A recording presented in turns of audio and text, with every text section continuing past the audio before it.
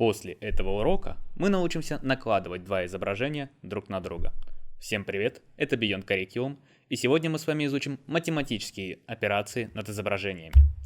Цели данного урока – это знакомство с математическими функциями в библиотеке OpenCV, создание программы для сложения и вычитания изображений, а также практика работы с изображениями.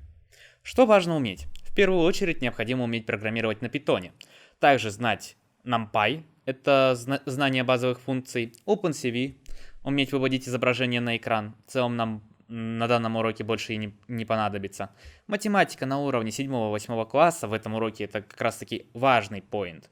И также по классике пользоваться компьютером. Давайте сразу приступим к практике. К примеру, у меня есть два изображения. Первое изображение это логотип OpenCV, второе изображение это обложка с нашего прошлого урока.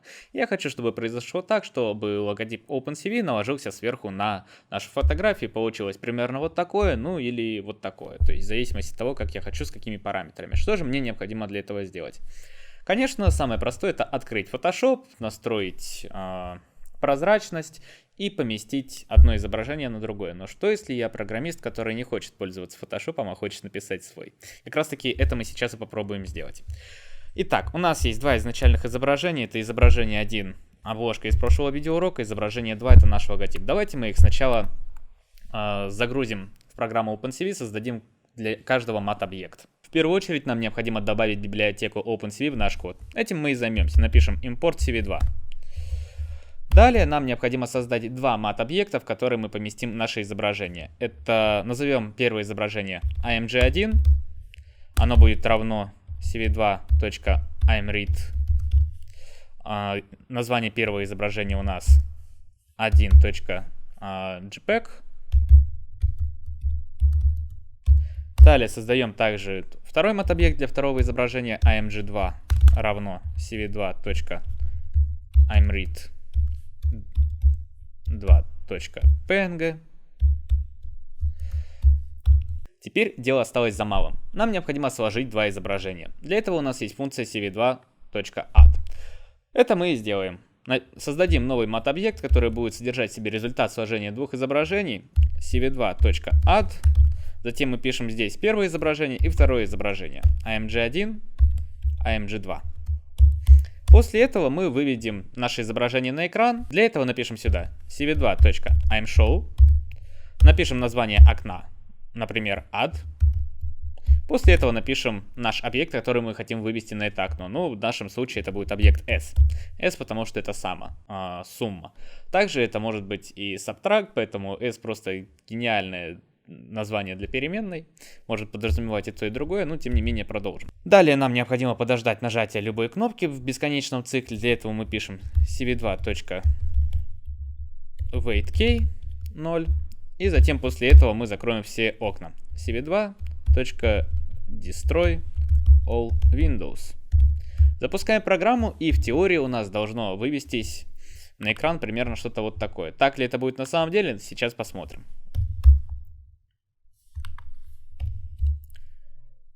И вот же незадача. У нас вышла какая-то ошибка. Вы можете сказать, что вот как так мы писали программу, вроде бы должно быть все хорошо, но выходит ошибка, у меня ничего не работает. На самом деле так и запланировано. Почему так произошло? По идее мы сделали все правильно, но мы просто не дописали нашу программу. Дело вот в чем. Давайте зайдем в свойства первого изображения. Информация о файле, и мы видим здесь размер 2560 на 1440. Давайте зайдем сюда и видим здесь 1200 на 1478. В чем дело? Дело в том, что эти два изображения, по сути два полотна, должны быть одинакового размера, чтобы их можно было сложить. Сейчас, после того, как мы допишем нашу программу и сделаем ее правильной, я объясню, почему именно должен быть одинаковый размер и также как происходит сложение. Почему я сделаю это после, а не до? Потому что после того, как вы наглядно увидите, как это работает, будет проще понять весь теоретический материал, который я буду объяснять. Итак, нам необходимо теперь, как мы поняли, изменить размер наших обоих изображений. При этом размер их должен быть одинаковый. Что мы для этого делаем? Для этого мы пишем r1, пусть это будет r в качестве resize, r1 равно cv2.resize img1, и затем через запятую мы пишем разрешение нового изображения. Давайте сделаем его не сильно большим, 720 на 720 точек будет вполне достаточно. То же самое мы делаем для второго изображения. Я предпочту скопировать и вставить. Также делаем его 720 на 720 точек, чтобы все могло правильно сохраниться. Теперь мы должны заменить AMG1 и AMG2 на R1 и R2. Запускаем программу. И теперь мы можем видеть результат. У нас сложилось... И теперь мы можем видеть результат. У нас произошло сложение двух изображений, и теперь одно буквально лежит на другом. При этом стоит отметить то, что у нас сам логотип OpenCV ни в коем случае не перекрывает то, что, допустим, все надписи, которые у нас здесь есть. OpenCV — базовые операции с фото и видео. Мы можем при этом поменять порядок, сделать R2 и R1, посмотрим, что из этого выйдет. И опять происходит примерно то же самое. И сейчас я объясню как раз таки то, почему происходит именно наложение, а не перекрывание. Итак, для этого мы зайдем в Sketchbook, и здесь буквально на пальцах я попытаюсь объяснить то, как это работает. Что же является нашим изображением? По сути, это такой трехмерный массив. Трехмерный массив двумерных массивов, даже если быть более точным. То есть изображение, как мы знаем, состоит у нас из трех каналов. Это канал R, это канал G и это канал B. То есть R означает красный, G означает зеленый, B означает синий. Давайте сделаем R большое. Давайте сделаем наше изображение буквально 3 на 3 точки. Я понимаю, что это крайне мало, но тем не менее этого достаточно, чтобы объяснить всю теорию. Итак, у нас по сути изображение состоит из трех двумерных массивов. Это R в качестве красного, это G в качестве зеленого, это B в качестве синего. В каждом из них у нас стоят значения от 0 до 255, в сумме 256. То есть здесь может быть, например, 5, здесь может быть 0, здесь может быть 100, 124 и так далее. Любые числа, которые мы можем сюда вписать. Допустим, 1, 20, 14. То же самое и здесь, то есть абсолютно любые рандомные числа, и в смешивании друг с другом они нам дают какие-то определенные цвета. То есть если у нас здесь чисто красный, а здесь нули, то в итоге вот эта точка результирующая у нас будет красной. Если же нет, то будет именно перелив в зависимости от того, какого цвета больше. Таким образом работают именно все экраны, то есть вы знаете, что каждый пиксель состоит из трех светодиодов красного, синего и зеленого, и как раз таки эти значения, то с какой интенсивностью должен гореть каждый светодиод, тем самым смешивая нам цвета на нашем экране. И тем не менее, предположим, это у нас одно изображение, но у нас должно быть еще и другое изображение. Давайте сейчас мы его сделаем. Изображение второе у нас будет примерно вот такое. Давайте напишем значение для красного. Пусть здесь будет 5, пусть здесь будет 1, пусть здесь будет 4. Здесь будет 100, здесь будет 0, здесь будет 20, 19, 14, 87. Итак, что же мы делаем теперь? Мы берем и подбираем значение для второго. Пусть это будет 14, 37, 13, 0, 0, 12, 11, 10, 15. Pусть будет примерно так. Что же происходит, когда мы складываем эти изображения? По сути, мы берем и складываем все значения, которые у нас здесь есть. То есть 5 плюс 14 получится в итоговом изображении 19. То есть мы складываем именно соответствующие клетки. 1 плюс 37 получится 38. 4 плюс 13 17. 100 плюс 0 100. 0 плюс 0 0. 20 плюс 12 32. И так далее до самого конца. Затем, что же происходит? Происходит следующее. Если же мы работаем именно с белым цветом, как это у нас было видно сейчас вот здесь в нашей программе, то белый цвет, по сути, у нас имеет значение 256 на каждой из, скажем так, клеток. То есть, например, вот здесь у нас 255, не 256, 255 максимальное значение. Здесь у нас тоже 255, и здесь у нас тоже 255. Когда у нас в каждом пикселе 255, то есть максимальное значение светодиода у нас горят с максимальной интенсивностью, а значит цвет у нас получается в итоге белым. Если же у нас везде по нулям, это означает то, что у нас все будет черное. И получается, что когда мы добавляем к 255, к примеру, еще 87 или какое-либо другое число, у нас происходит следующее. У нас происходит перегрузка, то есть 255 плюс 87 это будет 342. То есть 342 у нас больше максимального значения в 255. И когда OpenCV видит такую ситуацию, что, скажем так, у нас превышенное максимальное значение, оно берет его и откатывает до максимального значения. То есть 255 и точка. Ни больше, ни меньше. То есть так и работает. Поэтому вот здесь, в данном случае, у нас сложилось два изображения. получилось больше, чем 255, и оно откатилось обратно, поэтому все белые элементы на, скажем так, на нашем полотне сохранились, потому что они так имели и до этого максимальное значение, и сейчас тоже максимальное значение. То есть поэтому происходит именно наложение, но не перекрывание. И как вы уже поняли, для того, чтобы мы могли складывать изображения, нам нужно одинаковое количество ячеек и в первом изображении, и во втором изображении. Давайте теперь попробуем сделать следующее. Мы с вами складывали изображение, мы поняли то, что это именно сложение одного значения с другим. Но что если я хочу взять и отнять одно изображение от другого? Что же у нас получится в таком случае? Для этого я напишу не add, а, например, subtract.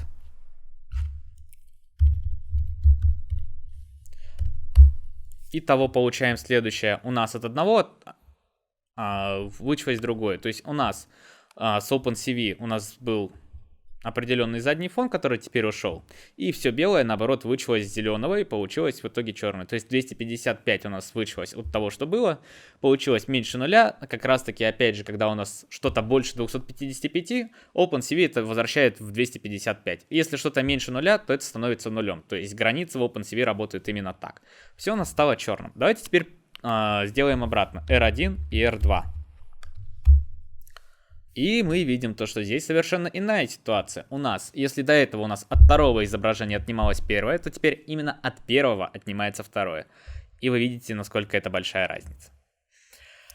И дело вот в чем. На самом деле, здесь у нас получилось фиолетовый, здесь у нас получился такой цвет Тиффани, и здесь у нас получился определенный желтый цвет. И опять же оно накладывается, а именно не перекрывается. И по сути это уже похоже на настоящий Photoshop. И на самом деле это, конечно, не цель этого курса, но выучив OpenCV, можно написать таки рабочий Photoshop. Просто это займет определенное время, но чисто ради того, чтобы развлечь себя и попрактиковаться, более чем можно. Но, а если я хочу, чтобы у меня изображения накладывались друг на друга не просто вот так перекрестно, а чтобы одно было более заметно, а другое было менее заметно. То есть своего рода я хочу наложить ватермарочку. Для этого у нас работает сложное смешивание изображений, которое можно выразить вот данной формулой. То есть если до этого мы брали первое изображение и складывали его со вторым, то теперь у нас происходит следующее. У нас есть определенный объект DST, то есть конечный объект, который является результатом сложений двух изображений. И мы делаем следующее. У каждого изображения есть свой определенный вес. То есть вес это от 0 до единицы. На самом деле больше, но сейчас чуть позже я объясню, почему от 0 до единицы. То есть по сути, чем ближе к нулю, тем более прозрачным будет объект. Вот и все. Если же у нас 0, то мы, соответственно, берем и умножаем все на 0. Все значения, которые у нас есть в ячейках, умножаем на 0. Если у нас, допустим, 0,5, мы берем и все значения в ячейках умножаем на 0,5. То есть у нас было 5, умножаем на 0,5 примерно 2,5 и округляем. Скорее всего, округлится до 2. То же самое с четверкой станет двойка и так далее. То есть изображение у нас станет более блеклым. Вот. И уже вот это более блеклое изображение у нас будет суммироваться с тем, что здесь есть. То есть, соответственно, альфа это будет вес первого изображения, бета это будет вес второго изображения, гамма у нас также от 0 до 1 отвечает за то, насколько плавно будет осуществлен переход одного изображения к другому. Это, скажем, такой эффект, когда именно не просто у нас одно изображение наложено сверху на другое, когда именно оно накладывается постепенно. Этот эффект более заметен на работе с видеофайлами, поэтому сегодня мы просто вот эту гамму оставим нулем. Но в целом, опять же, даже в том же PowerPoint, когда мы хотим, чтобы слайды переключались постепенно, мы именно могли бы использовать подобный параметр гамма, который бы определял, насколько плавно у нас должен быть именно идти переход от одного изображения к другому. Ну, давайте попробуем теперь написать программу, которая будет работать ровно так, как нам необходимо. Здесь мы также делаем add, но мы добавляем следующее. Мы добавляем wait.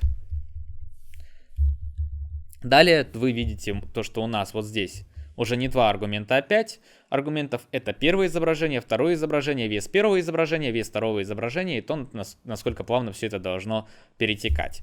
Аргументы нужно располагать в таком порядке. Первый аргумент это у нас первое изображение, затем у нас вес первого изображения, давайте сделаем его 1. То есть я хочу, чтобы OpenCV стала watermark, в то время как первое изображение у нас было основным.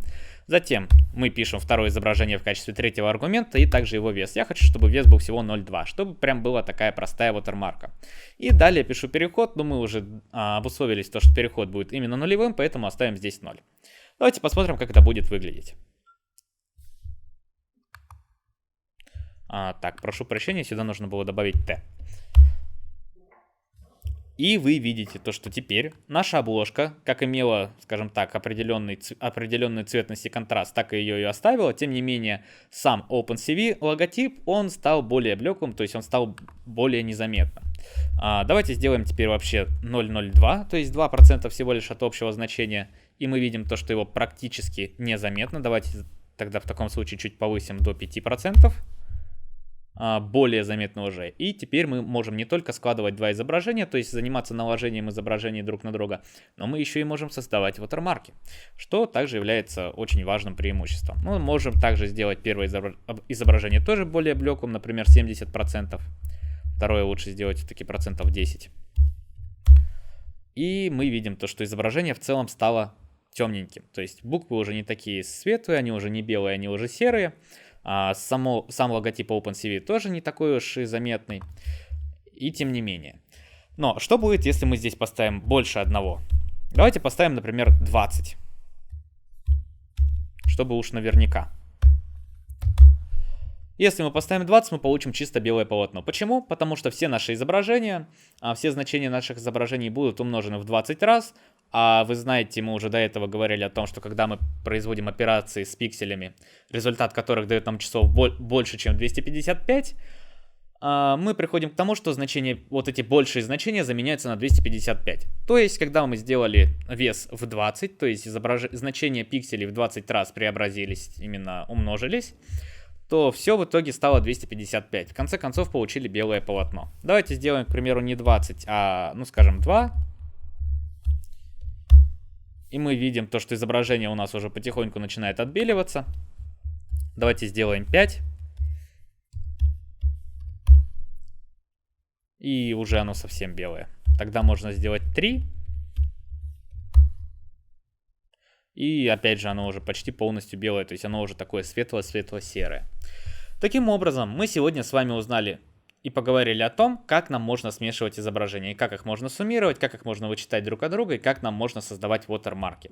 Этот урок на самом деле нам еще пригодится, потому что нам необходимо будет работать непосредственно с изображениями, с видеопотоком. Нам на видеопоток необходимо будет накладывать определенные рамки, когда мы будем, к примеру, пытаться определить объект. И иногда эти рамки могут мешать, поэтому возможно будет именно необходимость в том, чтобы совместить два изображения, чтобы одно было таким полупрозрачным, а другое нет.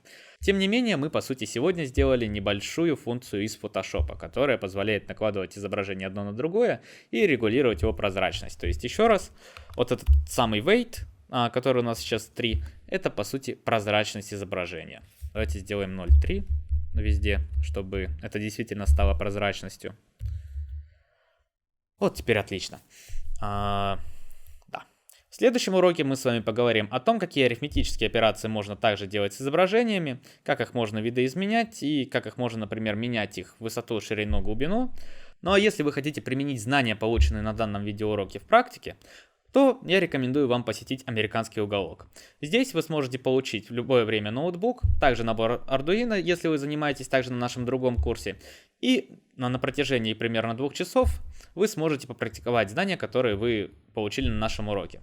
Также не забывайте заходить на нашу школу, выполнять домашние задания, рекомендовать этот курс друзьям и также рассказывать о том, чему вы научились за этот урок в комментариях. Всем большое спасибо, до скорых встреч!